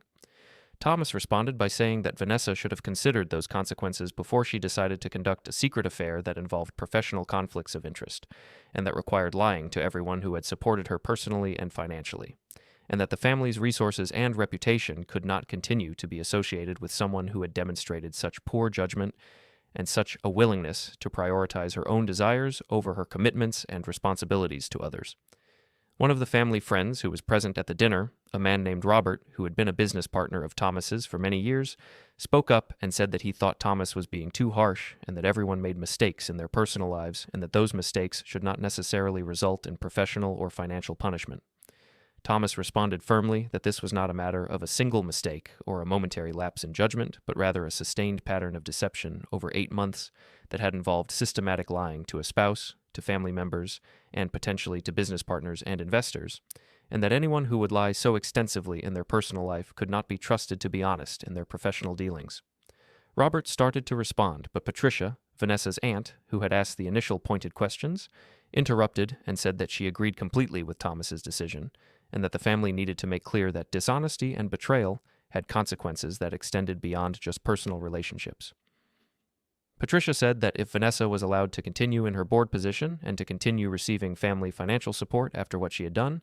it would send a message that the family tolerated deception as long as it was kept private, and that this would undermine the family's values and its reputation in the community. Kyle, who had been sitting silently since Isabel's revelation about his engagement, now spoke up and said that he thought the focus on punishing Vanessa financially was misplaced, and that the real issue was the breakdown of her marriage to Graham, which was a private matter that the extended family should not be involved in, beyond offering emotional support. Thomas turned to Kyle with an expression of barely controlled anger and said that Kyle had no standing to offer opinions about what the family should or should not do, given that he had been instrumental in creating the situation that was now being addressed, and given that he had lied not only to his own fiancée but also to Vanessa by concealing his engagement while pursuing an affair with her. Thomas continued by saying that he had looked into Kyle's professional background and his venture capital firm's investment practices, and that he planned to contact the firm's senior partners to make them aware of the conflict of interest issues that had been raised by Kyle's relationship with Vanessa and his involvement in evaluating her company for potential investment. Kyle's face went pale at this statement, and he said that Thomas had no right to interfere with his professional relationships and that any complaint to his firm would be seen as vindictive harassment motivated by personal animosity. Thomas responded that he had every right as a potential investor and as someone with connections in the business community to bring ethical concerns to the attention of relevant parties, and that if Kyle was confident that his conduct had been appropriate, then he should have no concern about his firm reviewing the matter.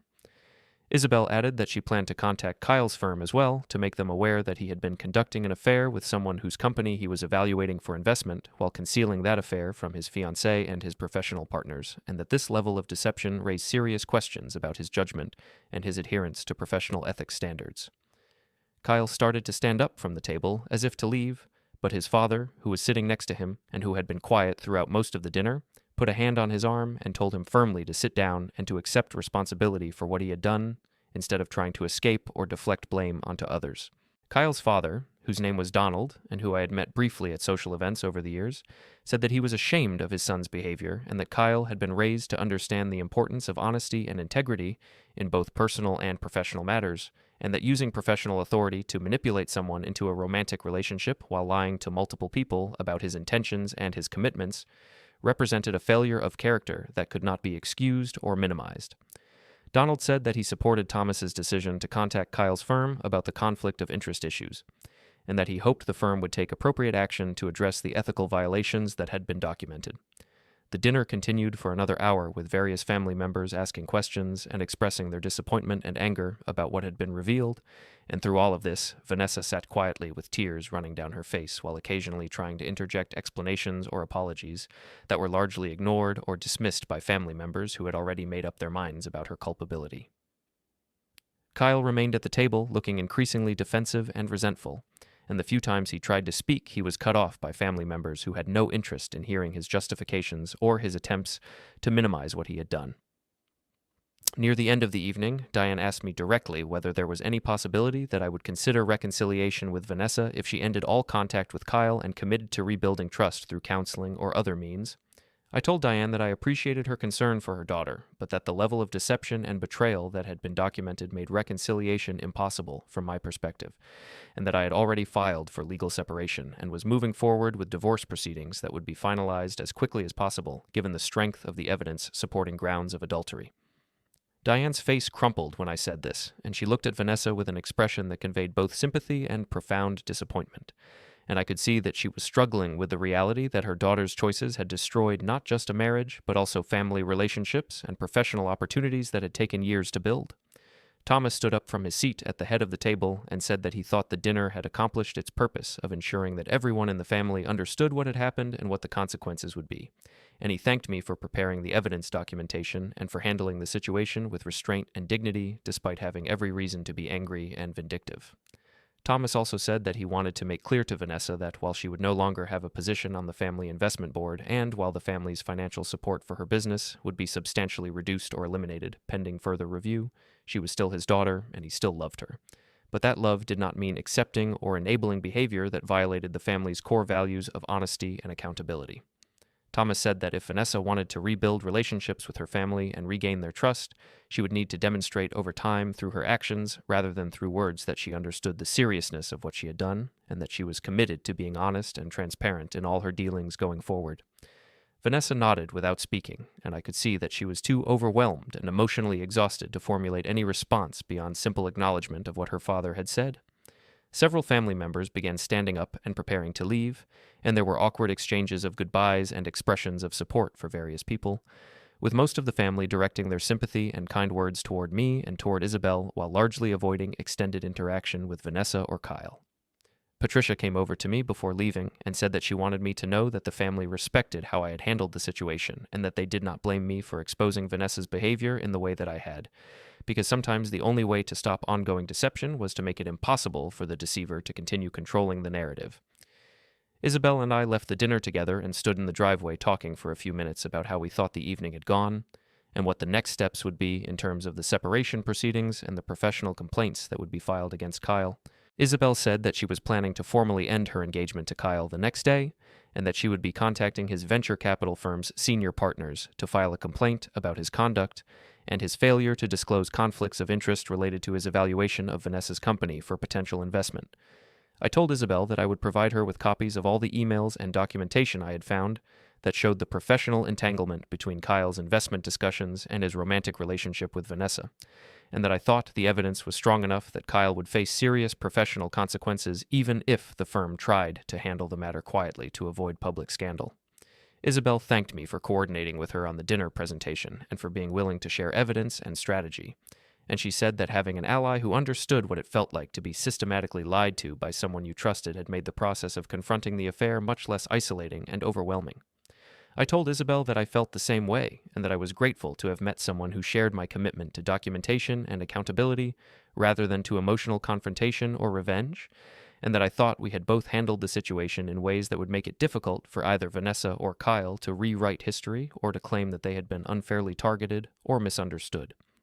As I drove back to Mark's apartment that evening, I felt a sense of closure and completion that had been absent during the previous 2 weeks of evidence gathering and preparation, and I realized that the family dinner had accomplished exactly what I had hoped it would accomplish, which was to ensure that the truth about Vanessa's affair was witnessed and acknowledged by people whose opinions she cared about and whose support she depended on. The fact that Kyle had also been exposed and would face professional consequences added an element of balance to the accountability, because it meant that both participants in the affair would experience tangible losses rather than just private guilt or relationship disruption. When I arrived at Mark's apartment, he was still awake and asked how the dinner had gone, and I spent the next hour giving him a detailed account of the evidence presentation, the family's reactions, Thomas's decision to remove Vanessa from the investment board, Isabel's revelation about Kyle's engagement and her confrontation of his lies, and the general atmosphere of shock and disappointment that had pervaded the gathering. Mark listened carefully and said that he thought I had achieved the outcome I had been working toward, and that the documented evidence and the witness testimony had made it impossible for Vanessa to minimize her behavior or to claim that I was exaggerating or misrepresenting what had happened. Mark also said that he was impressed by how calm and methodical I had remained throughout the entire process, from the initial discovery through the evidence gathering to the final public presentation, and he said that my military training and my building superintendent experience had clearly given me skills in observation and systematic response that most people did not have when dealing with personal betrayal and emotional trauma. I told Mark that staying calm and focused on documentation had been both a coping mechanism and a strategic choice, because I had known from the beginning that losing control emotionally or acting impulsively would undermine my credibility and would give Vanessa opportunities to portray me as unstable or vindictive rather than as someone who was responding appropriately to documented deception. The next morning, I received a text message from Thomas saying that he had spoken with Vanessa after the dinner and that she had admitted the full extent of her relationship with Kyle and had acknowledged that the affair had been wrong and that the deception had been sustained and deliberate rather than confused or accidental. Thomas said that Vanessa had also told him that she had not known Kyle was engaged to Isabel and that learning about his engagement at the dinner had been devastating because it made her realize that she had been lied to and manipulated in the same ways that she had been lying to and manipulating me, and that this realization had forced her to confront the fact that the relationship with Kyle had not been the romantic reconnection she had convinced herself it was, but had rather been a transactional arrangement where both of them were using each other for emotional validation and professional advantage. Thomas's text message also said that he had already initiated the process of removing Vanessa from the family investment board and had scheduled a meeting with the board's other members to discuss the termination of financial support for Vanessa's PR firm, and that he expected these changes to be formalized within the next week.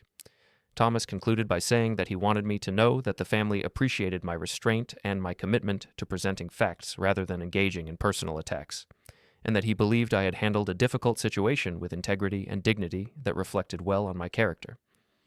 I responded to Thomas's message by thanking him for his support and for his willingness to hold Vanessa accountable despite the personal difficulty of confronting his daughter's behavior, and I said that I believed the family's response had been appropriate and proportionate to what had been documented. I also mentioned that I would be formally filing separation papers with the court that week and that my attorney would be in contact with Vanessa's attorney once she retained legal representation to begin negotiating the terms of asset division and the timeline for finalizing the divorce.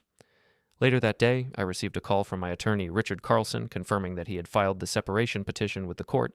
and that a process server had successfully delivered the papers to Vanessa at her office, which meant that the legal clock had started and Vanessa would have 30 days to file a response, either accepting the proposed terms or contesting them and offering counter-proposals.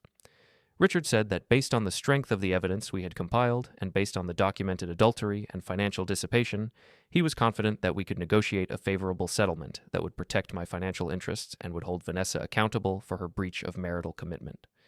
Richard also mentioned that he had received an inquiry from an attorney named Patricia Henshaw, who identified herself as Vanessa's legal representative and who had requested copies of the evidence exhibits attached to the separation petition so that she could review them with her client. Richard said that he would provide the requested copies as required by discovery rules, and that he expected Patricia would be contacting him within the next few days to discuss potential settlement negotiations, or to indicate whether Vanessa planned to contest the adultery grounds and the proposed asset division. Over the next week, I focused on returning to my normal routines at work and on beginning the process of establishing a more permanent living situation, rather than continuing to stay in Mark's spare room indefinitely. I started looking at rental apartments in neighborhoods near my building superintendent job, and I began making lists of furniture and household items I would need to purchase once I had secured a place of my own. The process of planning for a new independent living situation felt both sad and liberating. Sad because it represented the definitive end of the life I had built with Vanessa over 9 years of marriage, but liberating because it meant I would no longer have to manage the cognitive dissonance of living with someone I could not trust, or the exhausting work of trying to determine which statements were true and which were part of an ongoing deception. I received an email from Morgan saying that she had spoken with Vanessa by phone after the family dinner, and that Vanessa had been angry with her for attending the dinner and providing testimony about their private conversations, but that Morgan had told Vanessa she had made a choice to prioritize truth and accountability over loyalty to a friend who had demonstrated through her actions that she did not value honesty or respect boundaries.